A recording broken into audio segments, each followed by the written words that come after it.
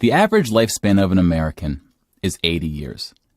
And an 80-year-old today was 10 when World War II ended, 4 when it began. A soldier who saw battle would have to be in his late 80s at least today. Generals, political leaders, the decision-makers of the war, few are still with us. And over the past few decades, we've seen authors and filmmakers rush to capture stories from survivors before this connection of memory is lost.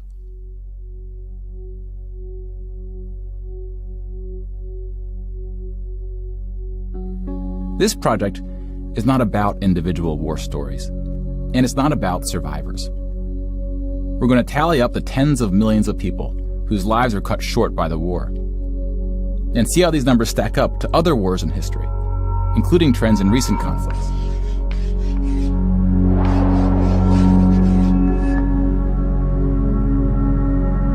We'll be counting soldiers and civilians separately. Each of these figures represents 1,000 people who died. Civilians were of all walks of life, whereas military deaths were almost entirely men. The average age was about 23. In most battles, for every 1,000 soldiers killed, there are more than 1,000 who were injured. The word casualty can be confusing because in military speak, it often includes both deaths and injuries, and anything else that takes a soldier out of service. Here, we're just counting the deaths, and we'll begin with American soldiers.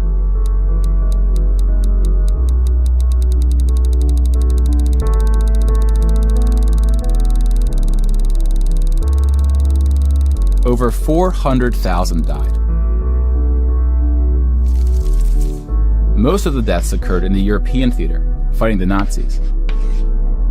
And about a quarter were in the Pacific, fighting the Japanese. When you put them on the timeline, you see that casualties were the heaviest at the end of the war. The war began on September 1st, 1939. But the U.S. wasn't willing to join the fight until Pearl Harbor, 2 years in. The deaths increased drastically on D-Day, when the Allies invaded Normandy. One of the most tragic moments of the war was on D-Day at Omaha Beach, where 2,500 Americans fell. So about the same number of U.S. soldiers died on this single beach landing as the entire 13 years of the recent war in Afghanistan. The bloodiest battle in the Pacific was Okinawa, which lasted 82 days, during which 12,500 Americans died. About 5,000 of these deaths were at sea from kamikaze attacks. Now let's look at some other countries, starting with Europe.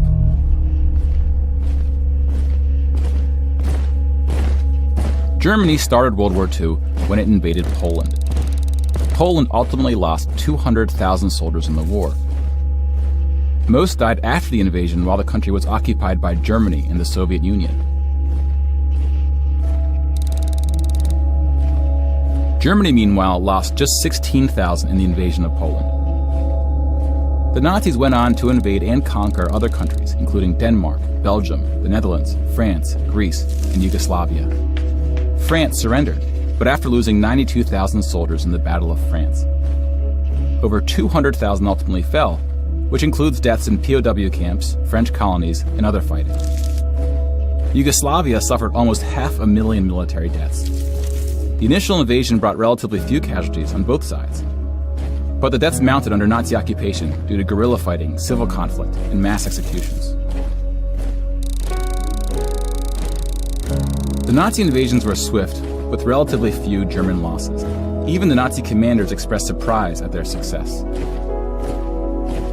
And then we have the United Kingdom and the United States, who were not invaded but took the fight to the Nazis. Britain lost about the same number of soldiers as the US, which includes the British colonies. Germany lost about 500,000 soldiers fighting the US and Britain in what is known as the Western Front, which took place in France and Belgium.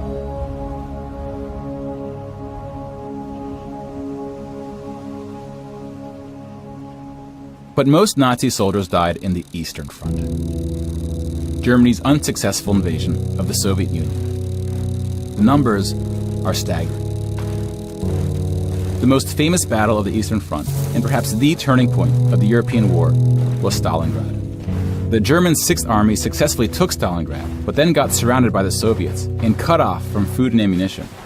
500,000 Nazis would ultimately die in Stalingrad. Another 100,000 were taken prisoner, of which 6,000 would ever return. POWs had a low survival rate throughout World War II, and it was particularly grim in the East. When you include these POWs, roughly the same number of Germans died in Stalingrad as all the Western Front fighting against France, the UK, and the US. And though Stalingrad was a victory for the Soviets, they suffered almost twice as many losses as Germany.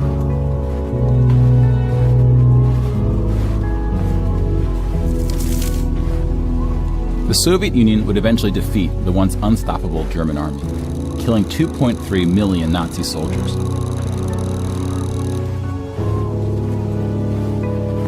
But winning the war came at a cost.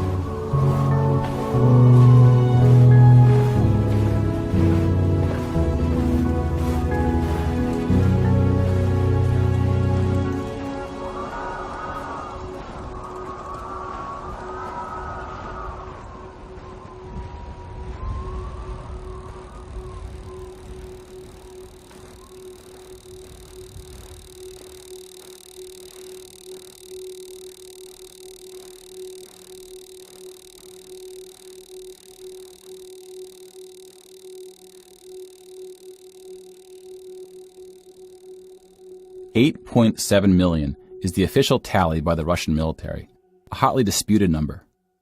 Some studies have calculated as many as 14 million dead. To complete the count of European military deaths, we need to add German deaths from other fronts, including the North and Africa, as well as deaths from other Axis powers allied with the Nazis, Hungary, Romania, and Italy. When you put these European military deaths on the timeline, it looks like this. You can now interact with the chart to learn more. Pause the narration if you would like more time.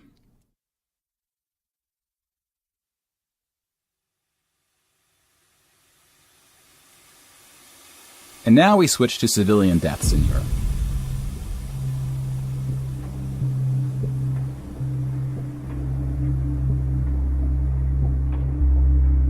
Six million Jewish people were killed in the Holocaust. If you separate this by country, you see that about half, 2.7 million, were Polish. 700,000 were Soviets, followed by Hungary and 17 other countries.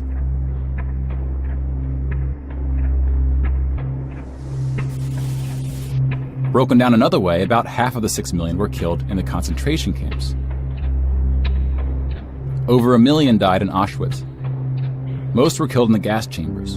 Others died from starvation, exhaustion, disease, and other forms of execution.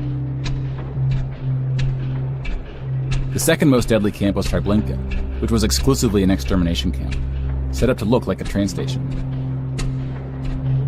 Mobile killing groups killed 1.4 million Jews.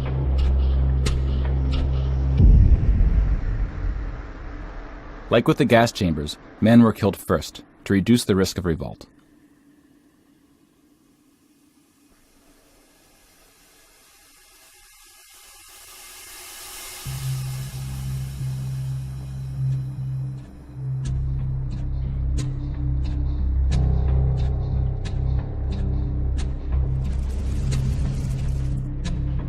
The Holocaust also includes non-Jewish deaths.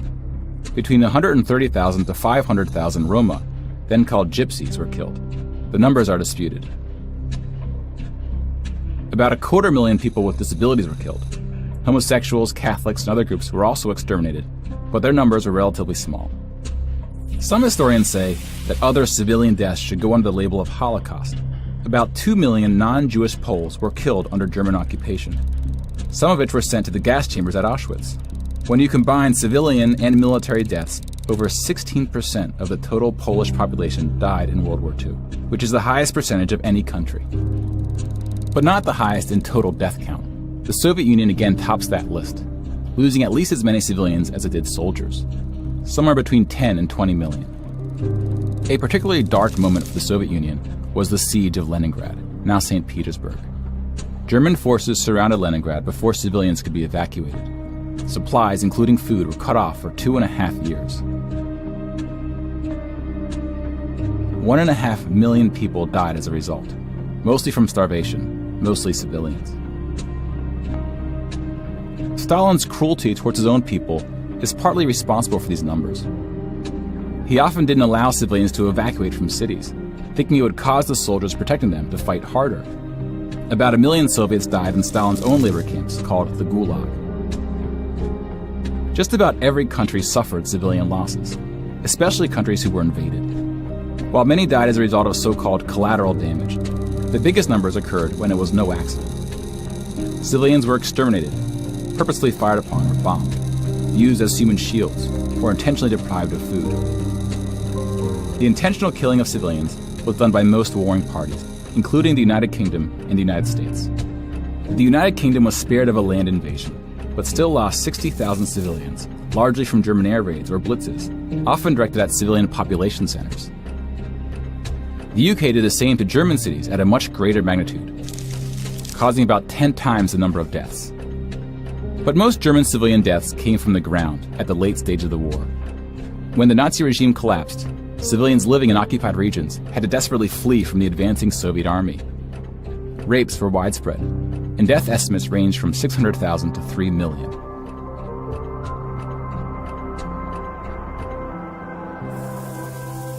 Let's step back and see where we are with the totals. We just counted about 20 million civilian deaths in Europe. If you add this to the European military deaths we already covered, it brings us to over 40 million. Then we have the Asian theater. Here we see the vast majority of military deaths in Asia came from China and Japan. On the civilian side, about 6 million deaths from China, Indonesia, Korea, Indochina, and the Philippines can be attributed to Japanese war crimes, which are sometimes compared to the Nazi atrocities due to the sheer scale of the cruelty. China had the second highest death count after the Soviet Union. And like the Soviets, the Chinese government demonstrated a stunning willingness to sacrifice its own people. Chinese nationalists opened the dike at the Yellow River, hoping the flood would halt the Japanese advance. 500,000 Chinese civilians or more were killed, which is 2 or 3 times the number who died in all countries in the 2004 Asian tsunamis. But the invasion of China only cost Japan 200,000 soldiers. Most were killed fighting the US and allies in the Pacific War. A significant portion of Japanese civilian deaths were caused by American firebombing and the 2 nuclear attacks. Contrary to official US statements, these airstrikes were directed at civilian populations, not military targets. When you add all the deaths outside of Europe, it brings us to a grand total of 70 million for the war, give or take depending on who's counting and what civilian deaths get included. More people died in World War II than in any other war in history. For comparison, here are 20 or so of the very worst wars and atrocities we have on record. Some of these are more of atrocities than wars, but we've seen how that distinction can get blurry. Some of these spanned across centuries. World War II had the highest body count, and it all happened in just 6 years. The world's population has grown significantly since the earliest atrocities on this list. If you want to compare them in terms of what percentage of the world died, we can adjust the chart to look like this. This rough approximation tells us there may have been more devastating wars before World War II, proportionally speaking.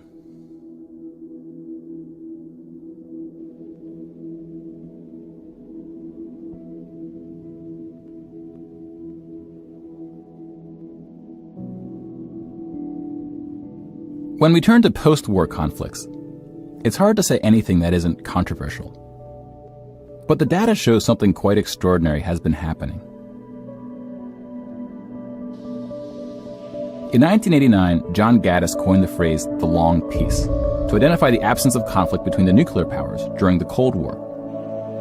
25 years later, the Cold War is over, and the term is still being used, although its meaning may have shifted. European countries have not fought each other, except for this 10-day war in 1956 when the Soviet Union invaded Hungary. When we look at European wars before World War II, it looks like this. They tend to be more frequent as you go back, though smaller in scale. And the largest 44 economies of the world have not battled each other since World War II. Rich countries have fought poorer countries, like the US versus Iraq. But rich countries have not fought other rich countries. Such a period of peace between the so-called great powers hasn't been seen since the Roman Empire. To many, peace is too strong of a word. Wars have occurred since World War II, and they can be grouped into these 4 categories. We don't see colonial wars anymore. We've already noted that interstate wars between rich countries have not occurred at all, and here we see wars involving smaller economies have tapered off.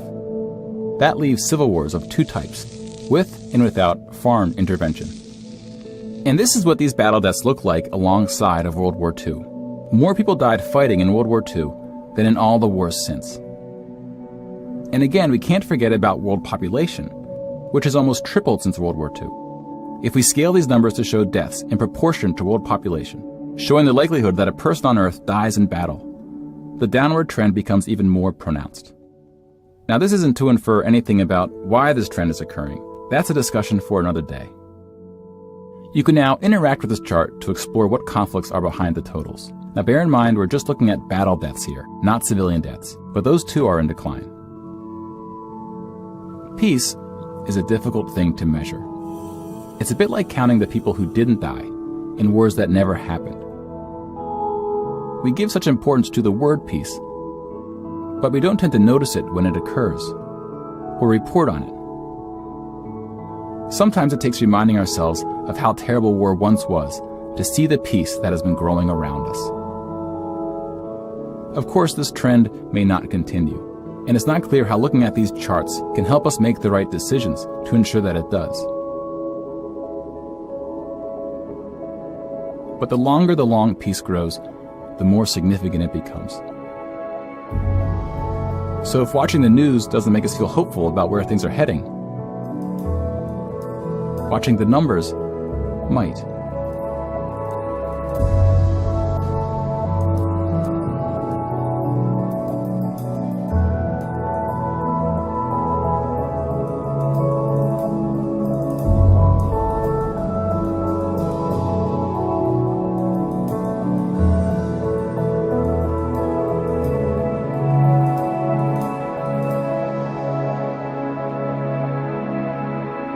If you would like to support this project and encourage new episodes, please follow us using one of the options below, and consider paying the suggested ticket price for today's show. Thank you very much.